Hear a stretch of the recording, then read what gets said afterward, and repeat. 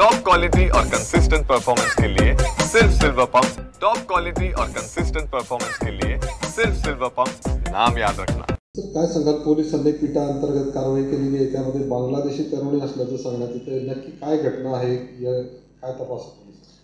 काल जळगावचं AHTU unit एक ride केलेलं आहे. हॉटेल तारा म्हणून MIDC जळगावमध्ये आहे. त्या हॉटेलमध्ये आमचं एक पंटर तयार करून तिथं पाठवण्यात आलेलं आहे. त्या कारवाईमध्ये आम्ही 3 आरोपींना अटक करण्यात आलेलं आहे.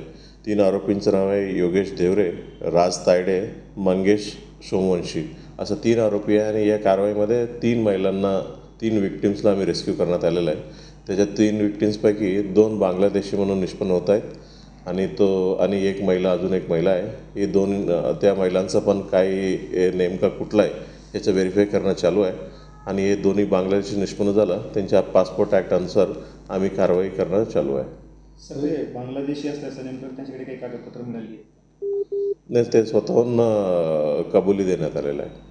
त्यांना बांगलादेश पाठवलं जाणार, पुढे काय कारवाई असेल? बरोबर आहे. प्रोसिजर पूर्ण फॉलो करून कोर्टाचं परमिशन घ्यावं लागतं. एकदा ऑफेन्स रजिस्टर झाल्यानंतर त्याच्यानंतर डिपोर्टेशनचा कारवाई करणार आहे.